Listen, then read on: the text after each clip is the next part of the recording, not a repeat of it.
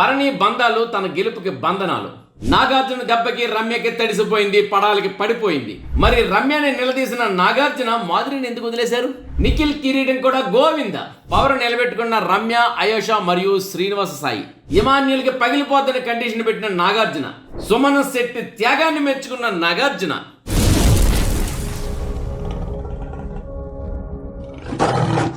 Hi hello నమస్తే, నేను మీ SS Patnaik. చూస్తూనే ఉండండి పేమ్స్ టీవీ. షేర్ చేయండి, లైక్ చేయండి, సబ్స్క్రైబ్ చేయండి, గంట సింబల్ కొట్టడం మర్చిపోకండి. ఇక శనివారం రాత్రి టెలికాస్ట్ అయిన బిగ్ బాస్ అప్డేట్స్ విషయానికి వస్తే, నాగార్జున గారు అందరూ హౌస్ సభ్యులతో పలకరించిన వెంటనే మన పచ్చల పాప రమ్యకి మన కళ్యాణ్కి మన యాక్టివిటీ రూమ్కి పిలిచారు, కూర్చోబెట్టి వాళ్ళిద్దరికి ఒక పర్సనల్ వీడియో చూపించారు. ఏంటి ఆ పర్సనల్ వీడియో అంటే, మన రమ్య మన కళ్యాణ్ని ఉద్దేశించి మాధురి గారి దగ్గర ఉపయోగించిన లూజ్ ట్యాంక్ ఏంటంటే, తను ఒక అమ్మాయిలు పిచ్చోడు, నా మీద చేతులు అలా వేస్తేనా తొక్కి పడేస్తాను, ఇచ్చి పడేస్తాను అంటూ ఆమె ఉపయోగించిన భాషా శైలి ఒక ఆర్మీ పర్సన్, అతను సిపాయి, ఆయనపై అలా ఉపయోగించడం అనేది కరెక్ట్ కాదు. ఎందుకంటే ఒక నేషనల్ టీవీ ద్వారా తను ఏం చెప్పదలుచుకుంది, అతను ఒక ఆడపిచ్చివాడు, ఉమనైజర్ అని చెప్పదలుచుకుంది ఈ అమ్మాయి.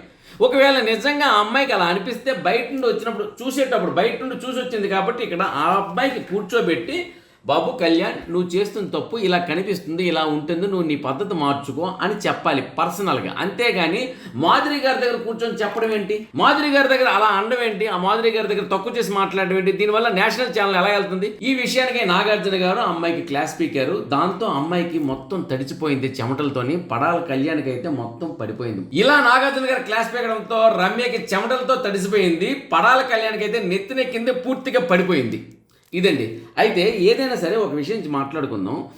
మనమైనా సరే ఈ బిగ్ బాస్లోని చాలా విషయాలు తెలుసుకోవచ్చండి. ఏంటంటే బిగ్ బాస్ని దుమ్మెత్తిపోస్తారు, అది చేతకాని, అంటే ఇది అలా ఉంది, అది అలా ఉంది. అదే యూట్యూబ్లోని కొన్ని అశ్లీలమైన భాషతోని కామెంట్స్ పెడుతున్నారు కొంతమంది. దొంగదనంగా సోషల్ నెట్వర్క్లో అప్లోడ్ చేస్తే వాటిని చూసేస్తారు చాలామంది. వీళ్ళు నీతులు చెప్పడానికి వెళ్ళి పోలీస్ స్టేషన్లో కంప్లైంట్ పెట్టేసి బిగ్ బాస్ని ఆపేయాలి అంటారు. అరే, నీతి నిజాయితీ న్యాయం మాట్లాడేటప్పుడు ఏంటంటే, ఎవరు అసాంఘిక కార్యక్రమాలు చేస్తున్నారు వాళ్ళపై పూర్తిగా యుద్ధం చేయడం మానేసి, ఒక ప్రోగ్రాం ఇక్కడ జరుగుతుంటే దానివల్ల ఎంతమంది బతుకుతున్నారు, ఎంతమంది సెట్ డైరెక్టర్స్ బతుకుతున్నారు, ఎంతమంది మేకప్ మ్యాన్ బతుకుతున్నారు, ఎంతమంది కాస్ట్యూమర్ బతుకుతున్నారు, ఎంతమంది ఆర్ట్ డైరెక్టర్లు బతుకుతున్నారు, ఎంతమంది కెమెరా పర్సన్స్ బతుకుతున్నారు, ఎడిటర్స్ బతుకుతున్నారు, టెక్నీషియన్స్ బతుకుతున్నారు. అదేవిధంగా దాన్ని నమ్ముకొని సుమారు ఇంచుమించు ఒక 1000 మంది దాకా బతకొచ్చు. తర్వాత ఇంటర్నెట్గా అక్కడ పెట్టి ఒక 70 కెమెరాలు అవి ఎక్కడ నుండి తెస్తున్నారు, ఒక కంపెనీ నుండి. ఆ కంపెనీలు ఎంతమంది వర్క్ చేస్తున్నారు, అక్కడ ఉపయోగించే కొన్ని ఐటమ్స్, నాకు ఎంటర్టైన్మెంట్ ఇచ్చేవి ఏమైనా మీ దగ్గర నా దగ్గర రూపాయి తీసుకుంటున్నారు, మనం చూస్తున్నాం. మనకి ఇష్టం ఉంటే మనం చూడాలి, ఇష్టం లేకపోతే కట్టిపడేయాలి. కానీ లోపల ఇది జరుగుతుంది, అది జరుగుతుంది, మొత్తం చుట్టూ కెమెరాలు ఉంటాయి. సినిమాల్లోకి వెళ్ళిన తర్వాత పూర్తి రొమాన్స్ సినిమాలు ఉంటాయి, యూట్యూబ్లోని అశ్లీలు ఉంటాయి, అదేవిధంగా గూగుల్లోని కూడా మనం కొన్ని అక్షరాలు టైప్ చేస్తే మరి సోషల్ నెట్వర్క్స్లో ఎన్నో వస్తున్నాయి అశ్లీలతను. వాటన్నిటిపై కూడా ఎవరో చర్య తీసుకోరు. ఇక్కడ కామెంట్లు పెడతారు కింద పనికి మాలిన. అంటే పనికి మాలిన అంటే నెగిటివ్ పెట్టిన ప్రతి ఒక్కరు కూడా hats off, no problem. Negative comments పెట్టండి, పాజిటివ్ కామెంట్ పెట్టండి, నో ప్రాబ్లం. కానీ పనికి మాలిన కామెంట్లు పెడతారు చూడండి, భాష వాడుతూ, పనికి మాలిన భాష వాడుతూ, అన్పార్లమెంట్ లాంగ్వేజ్ వాడుతూ, వాళ్ళు సంఘ విద్రోహుల కన్నా ఘోరమైన వాళ్ళు, సంఘం చేత వెలివేయబడ్డ వాళ్ళు అనుకోవచ్చు. ఏమో వాళ్ళ తల్లిదండ్రులు వెలివేయబడ్డారేమో. అలాంటి వారికి పెట్టే కామెంట్ ఇలాంటివన్నీ కొన్ని ఉంటాయి చూసారు. అలాంటి వాటిని కూడా ఎవరు అడ్డుకట్ట వేయలేకపోతున్నారు. దొంగ సినిమాలు వచ్చేసి సోషల్ నెట్వర్క్లో వస్తుందో దాన్ని కూడా ఇళ్లలో చూసేస్తారు. సినిమా హాల్కి వెళ్ళి ఏమంటే టికెట్ రేట్ ఎక్కువ, నీకు ఎవరు చూడమన్నాడండి? టికెట్ రేట్ నువ్వు కొనుక్కున్న స్తోమత లేకపోతే సినిమా చూడకు మానే. నువ్వు సినిమా ఇప్పుడు ఒక పెద్ద హోటల్లో ఒక రేట్ ఉంటుంది బిర్యానీ కాస్ట్, నువ్వు ఎంతే పెట్టాలి? మా ఊర్లో బండి మీద ఎంతే ఉంది, నువ్వు అంతకింత అమ్ముతున్నావు, ఎవరికి అడగలుగుతున్నావా? ఇదే షర్టు బయట కొంటే ఒక రేటు, పెద్ద పెద్ద షాపులో పెడితే ఒక రేటు, నువ్వు అడగలుగుతున్నావా? ఇప్పుడు ఒక్కొక్క దానికి ఒక కాస్ట్. నీకు ఎవరు చూడమన్నారు 300 రూపాయలు టికెట్ ఇచ్చుకొని? నేల టికెట్కి వెళ్ళు, నీకు స్తోమత లేకపోతే లేదు. సినిమా చూడడం మాని, డబ్బు పెట్టుకొని చూడు, టీవీలో వస్తుంది, నువ్వు డబ్బు పెట్టుకొని చూడకు, అదే టీవీ ఛానల్ వస్తుంది, నువ్వు టీవీ ఛానల్ చూడు. సినిమా వచ్చినప్పుడు నీకు అంత గాబరెందుకు? కానీ దొంగ సినిమాలు చూసేయాలి. ఎంతమంది కష్టం చేసి బతుకుతున్నారు. ఏమంటే హీరోలకు రెమ్యునరేషన్ ఎక్కువ. ఏం మాట్లాడతారు పిచ్చి మాటలు? నువ్వు హీరో అయ్యా, ఇప్పుడు నాకు ఇప్పుడు టాలెంట్ అనేది వస్తే ఎవరైనా హీరో అవ్వచ్చు, ఎవరైనా డైరెక్టర్ అవ్వచ్చు. ఆ టాలెంట్తో పాటు అదృష్టం కూడా కలిసి రావాలి. మనమా ఎదగలేము, ఎదుగును చూసి ఏడుపులు. ఇలాంటి వాళ్ళందరూ కలిసి బిగ్ బాస్ని బ్యాన్ చేయాలి అంటారు. ఓకే, లోపల ఏం జరుగుతుంది, ఎలా జరుగుతుంది అని ఇదేదో చూసినట్టు ఇవన్నీ విషయాలు పక్కన పెడితే, ఈ బిగ్ బాస్ విషయంలో నేను చెప్పవలసింది ఏంటంటే, మనం కూడా ఎన్నో విషయాలు తెలుసుకోవచ్చండి. ఎందుకని ఎన్ని విషయాలు తెలుసుకోవచ్చు అంటే, లోపల మనం ఎలా ఉండాలి, ఎలా ఉండకూడదని. ఇప్పుడు నాగార్జున గారు చెప్పారు, రమ్య నువ్వు మాట్లాడే విధానం తప్పు, నువ్వు అలా మాట్లాడకూడదు. ఏదైనా విషయం వస్తే డైరెక్ట్గా నువ్వు చెప్పు, డైరెక్ట్గా నువ్వు నీ ఎదురుగా పడల కళ్యాణ్ ఉన్నారు, పడల కళ్యాణ్తో మాట్లాడు. నీకు థర్డ్ పర్సన్ ఏంటి? చూసారా, ఇది ఒక మంచి విషయాన్ని మనం చూసాం కదా. దీనివల్ల ఏమవుతుందంటే, మనకు తెలిసిన విషయాలు కొన్ని ఉంటాయి, మనకు తెలియని విషయాలు ఇళ్ల నుండే వెళ్ళేది కదా రమ్య తెలుసుకోవాల్సిన విషయం ఏంటి, తను సోషల్ నెట్వర్క్లు కానీ మిగతా నెట్వర్క్లు కొన్ని ఆమె ఇచ్చే డైలాగ్స్ కానీ ఇవన్నీ ఉన్నాయి కొన్ని. అలాంటివన్నిటికి ఏంటంటే ఒక వేదికగా అక్కడ ఉంది. అమ్మాయి నువ్వు మాట్లాడుతున్నావు, నువ్వు అలా మాట్లాడకూడదు, నువ్వు ఇలా థర్డ్ పర్సన్తో మాట్లాడకూడదు. అది చూశాక మనం కూడా తెలుసుకోవాలి. మనం కూడా చాలా తప్పుడు విషయాలు థర్డ్ పర్సన్తో మాట్లాడవద్దు. మనకు తప్పు అనిపిస్తే డైరెక్ట్గా వెళ్ళి మాట్లాడి నీకు తప్పును చూపిస్తే ఆ వ్యక్తి యాక్సెప్ట్ చేస్తారు. అంతవరకు ఎందుకండి, మనం ఏదైనా చెప్తే మనకి సార్ మీరు చెప్పింది చాలా తప్పు సార్ అంటే ఎస్ సార్ నేను దాన్ని అంగీకరించాను అంటాం. ఒరే నువ్వు చేసిన తప్పు అంటే ఏమంటే నీకెందుకు రా అంటాం. అర్థమైందండి, ఇచ్చేదాన్ని బట్టే పుచ్చుకునేది ఉంటుంది. ఇది ఒక్కటి గుర్తుంచుకోవాలి. ఎనీహో ఆ తర్వాత విషయానికి వచ్చినట్లయితే, ఇలా నాగార్జున గారు రమ్యని అయితే నిలదీశారండి. దాంతో రమ్యకి ఏమో తడిసిపోయింది చెమటలతో అని చెప్పాను. మరి రమ్యకి ఇలా నిలదీసిన వ్యక్తి మాధురి గారిని ఎందుకు విడిచిపెట్టేశారు? రమ్య గారిని నిలదీసిన వ్యక్తి మాధురి గారిని ఎందుకు విడిచిపెట్టేశారు? మాధురి గారు కూడా అదే టైంలో ఏమన్నారంటే, అవునవును తనూజాకి ఒక చేయి తగిలితే ఇంకో చేయి అంటే రెండు పక్కలనే ఉండాలి అనే అర్థం వచ్చేలా మాట్లాడారు. ఇటు నుండి చర్య ఉంటే అటు నుండి కూడా ప్రతి చర్య ఉంటుందని తనూజ గారిని తక్కువ చేస్తూ.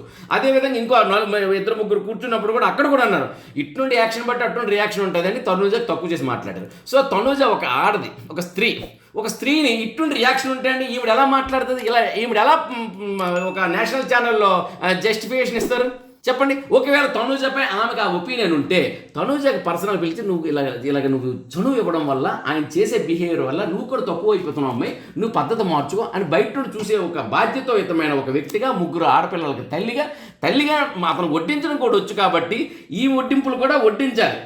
ఒక తల్లిగా పొత్తిల్లో కూడా పడుకోబెట్టుకుంది కదా, అలాంటప్పుడు వడ్డించాలి కదా. కానీ పబ్లిక్ ఇలాగే చెప్తారు.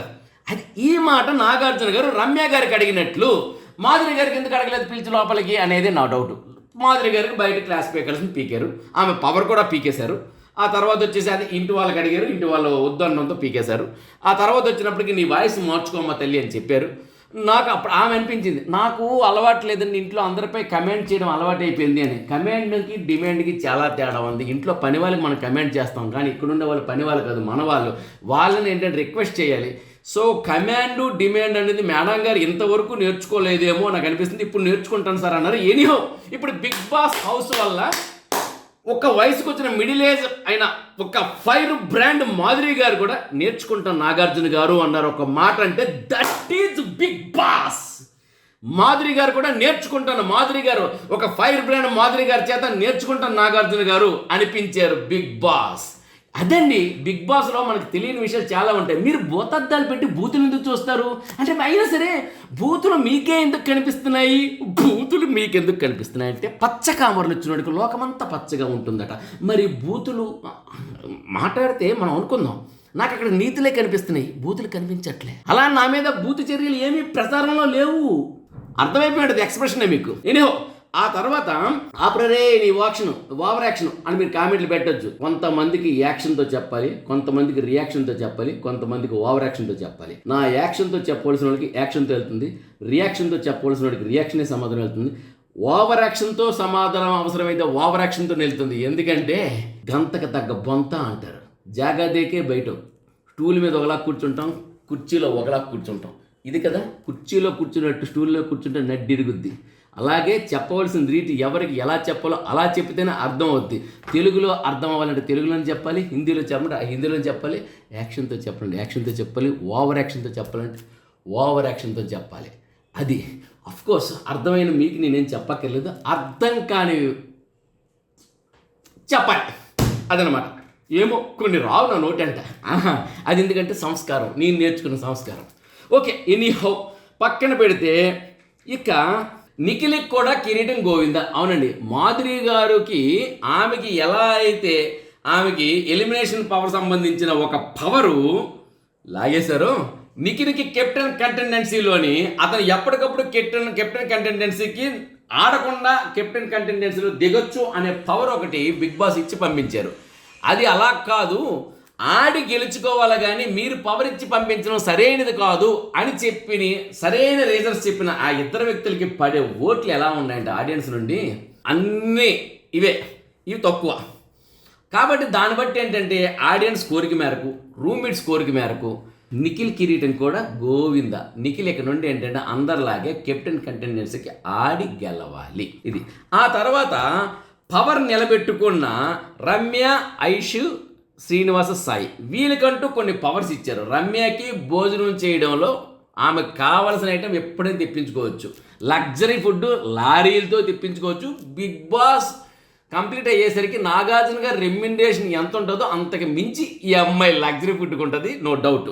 ఆ తర్వాత ఐషు గారికి ఇచ్చిన పవరు, శ్రీనివాస్ సాయి గారికి ఇచ్చిన మన నామినేషన్ అంటే ఇది ఇమ్యూనిటీ పవరు, ఇవి కూడాను వాళ్ళు డిజర్వ్ అనేలాగా ఎక్కువ స్థాయిలో థమ్స్ అప్లు వచ్చాయి కాబట్టి వాళ్ళు పవర్ని నిలబెట్టుకోగలిగారు. ఇక ఎమాన్యుల్కి పగిలిపోద్ది అని కండిషన్ పెట్టారు నాగార్జున గారు. అవునండి, నీకు కిరీటం వచ్చిందని, నీకు గోల్డ్ స్టార్ వచ్చిందని, నువ్వు బాగా ఉన్నావు, మెచ్చుకుంటున్నాను, నీకు తలకెక్కిందా అన్నారు. అంతే, ఎక్కింది మొత్తం దిగిపోయింది. ఎవరికి? ఎమాన్యుల్కి. ఏంటెక్కింది? పొగరు కాదు, తలకెక్కింది. అసలు ఏది ఎక్కిందో కూడా తెలియదు కానీ మొత్తానికి ఏదో ఒకటి దిగిపోయింది. అర్థం కావట్లేదు సార్, ఏంటి సార్ అని. దిగడం అయితే దిగింది కానీ ఏది దిగిందో మనకు కూడా అర్థం కావట్లేదు, ఎందుకంటే అతనికి అర్థం కావట్లేదు. అప్పుడు నాగార్జున గారు అన్నారు, నువ్వు బాగా చేస్తున్నావు, తిండి విషయంలో బాగా ఉంది అంటూ నీకు ఆ లగ్జరీ దేవత కరుణించిందంటూ, మరి లగ్జరీ నీకు ఫుడ్ కావాలి అని ఆడియన్స్ అంతా ఓటేస్తే నీకు వస్తుందన్నారు. అలాగే అన్నారు. ఆ ఫుడ్ వల్ల పగిలిపోద్ది నీ పొట్ట అని చెప్పారు. ఓ అదే అన్నట్టు ఎక్స్ప్రెషన్ చాలా అందంగా ఇచ్చాడు. మొత్తానికి ఆడియన్స్ దగ్గర నుండి 90% థమ్స్అప్ వస్తేనే ఇతనికి ఫుడ్ అన్నారు. కానీ 100% ఓటేశారండి. 100% అంటే రేపు ఎల్లుండో పొట్ట చెక్క అయినట్లు నవ్వించే ఎమాన్యుల్కి తన పొట్ట పగిలేలా ఫుడ్ వస్తుంది. ఇక చూద్దాం అప్పుడు ఇంకెంత పొట్ట చెక్కలు వేయాలా నవ్విస్తాడు. ఈ యొక్క భరణి అన్న ఏర్పరచుకున్న బంధాలన్నీ ఆయన పాలిట గెలుపుకి బంధనాలుగా మారిపోయాయండి. నిజమే, భరణి గారు ఏర్పరచుకున్న బంధాలు మామూలు బంధాలు కావు. కుటుంబం, అన్నగారి కుటుంబం.